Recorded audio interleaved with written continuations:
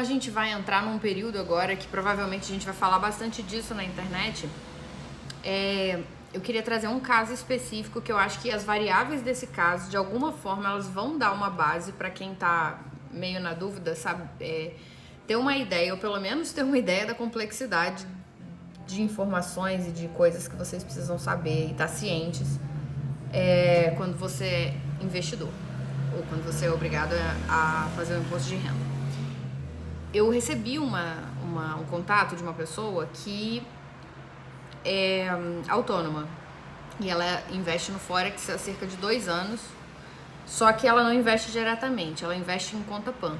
Aí a gente já pode fazer vários paralelos aqui, é quase palco para uma live, que provavelmente eu vou falar disso em alguma live por aí, mas eu queria deixar aqui pontuado para ficar ad eterno, né? Então vamos lá.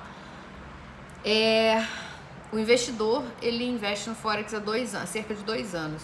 Ele é um trabalhador autônomo, que não tem MEI, que não emite nota fiscal, que não tem nenhum tipo de controle ou de formalização do seu trabalho. Tudo que ele recebe é informal e ele manda, em média, R$1.000 por mês para o Forex e investe em contas PAN. Qual que é a primeira situação dessa pessoa? O objetivo dele é para o longo prazo. É para daqui a 10 anos, quando ele se aposentar, ele poder viver de Forex. Aí ele já tem um problema. Por quê? Acumulando patrimônio, tem lá suas faixas de obrigatoriedade. Bom, talvez ele nunca entre nessa faixa de obrigatoriedade, mas o que a gente sabe é que cada vez mais o Brasil ele tem tentado criar mecanismos para responsabilizar as instituições de pagamento sobre as remessas de câmbio, sobre as próprias remessas, e também tem criado controles mais apertados sobre o que cada cidadão faz. Por exemplo, a partir de março agora desse ano, todas as transações de Pix, desde lá de trás, de 2020, de quando o Pix começou, acho que foi 2020, vão ser reportadas. Então, muita gente que veio de lá pra cá fazendo Pix adoidado, achando que nunca ia ser pego, que Pix era uma forma alternativa a dinheiro, agora provavelmente vai começar a ter um problema com a Receita Federal e vai ter que regularizar essa situação. E aí, a minha orientação para essa pessoa foi o seguinte: eu entendo talvez que onde você trabalha não te dê uma forma de... não formalize, né, um contrato de trabalho ou você não tenha um MEI e por aí vai.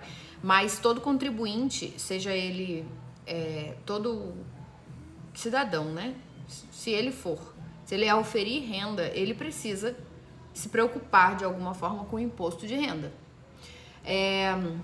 Quando a pessoa não tem nenhum tipo de formalização, eu diria que para que essa pessoa possa formalizar o trabalho dela, ela precisa usar o Carnê-Leão.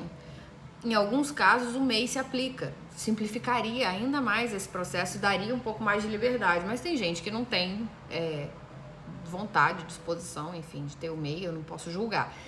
No caso, então, essa pessoa teria que fazer um trabalho ali para poder regularizar essa renda dela como autônomo, para daí ela poder ter um lastro, uma justificativa desses valores que ela envia mensalmente para o Forex. Por quê?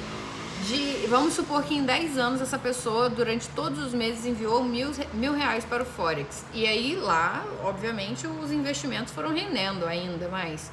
Em algum momento ela vai ultrapassar o limite e ela vai precisar declarar esses investimentos. Só que ela não tem lastro, ela não tem origem, ela não tem como comprovar da onde saiu esse dinheiro para ir parar lá no Forex e ainda virar mais dinheiro ainda e isso voltar para a conta dela alguns anos depois, do exterior ainda, né?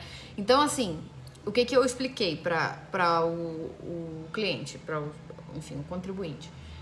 Que ele precisaria, a partir de agora, já começar a se preocupar com isso e regularizar esta renda, talvez tributando essa renda aqui no Brasil, para que ele pudesse ter lastro, justificativa desses valores que ele envia para fora e ofere mais renda lá fora.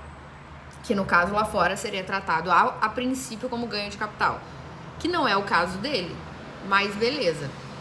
A gente está falando primeiro aqui do trabalho dele como autônomo.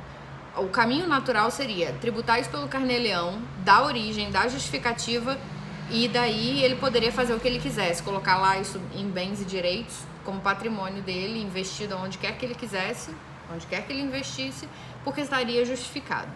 Tá. Qual é o segundo ponto sensível desse investidor? Ele investe em contas PAN. Então, ele não está sujeito a recolhimento pelo ganho de capital, ele não está sujeito à apuração de ganho de capital, porque as contas PAN, elas são como fundos, e fundos, eles rendem como juros, como se fossem juros. E os juros, o entendimento análogo ao que acontece numa conta PAN, é que ele está recebendo um rendimento do exterior, e um rendimento do exterior entra no carnê-leão também. Então, os valores de trabalho não assalariado dele aqui no Brasil e os valores das contas PAN, convertidos, obviamente, pela regra do carnê-leão, entrariam lá no carnê-leão e tudo isso seria tributado junto, dando assim lastro a um patrimônio que ele vai construir durante 10, 12, 15 anos, para que lá no futuro ele possa desfrutar disso e ter tudo regularizado e justificado. Meu conselho para esse investidor foi que ele começasse a se preocupar com isso agora, porque uma vez que isso passa de 5 anos e começa a caducar o período, ele já começa a ter aí uma discrepância muito grande, vai acabar tendo que recolher imposto mais alto lá na frente, e se ele precisar sacar algum valor, assim, como eu sempre digo, você não vai ter o seu CPF bloqueado por causa de valores que você saca do Forex, nem nada disso. Mas o que pode acontecer é a própria instituição financeira te perguntar qual é a origem disso, cadê no seu imposto de renda? E aí, se você não tiver ali no imposto de renda, pode ser que a instituição te trave. Para a Receita Federal, vai começar a dar problema quando começar a descasar renda de patrimônio. Então, tem sempre que se preocupar com renda e patrimônio, renda versus patrimônio. E aí, qual é o outro ponto sensível que eu queria tratar em relação a isso? Em relação ao INSS, por exemplo. Todo contribuinte, né, todo cidadão que ofere renda no Brasil e leva isso ao carnê-leão, ele também está obrigado a contribuir para o INSS. Existem lá alíquotas diferenciadas, onde você pode contribuir, por exemplo, 11% ao invés de 20%, mas, por um lado, te daria garantia de ter uma aposentadoria, de ter um auxílio, se você precisar, e não fica tão pesado contribuir com 11%, porque é uma obrigatoriedade, apesar de ainda não haver o cruzamento automático, mas é uma obrigatoriedade do cidadão que ofere renda. Acho que em relação a esse investidor, eu quis tratar desse caso específico porque me preocupou muito a desconexão do investimento e do que ele faz aqui, sabe? E eu vejo bastante gente com essa peça faltando, né? O imposto de renda, gente, ele é sempre o primeiro passo para que você justifique o que você ganha lá no Forex. Se você envia dinheiro que você pegou da sua mãe, da sua tia, da sua avó, ou de qualquer fonte que seja, ou até da sua fonte, mas isso não está justificado, não está declarado, eventualmente isso pode virar um problema para você. Então, tem que entender um pouco como que funciona a estrutura do imposto de renda para não cometer alguns erros básicos que vão te prender, né? Prender, que eu digo, é te limitar ali na frente, né?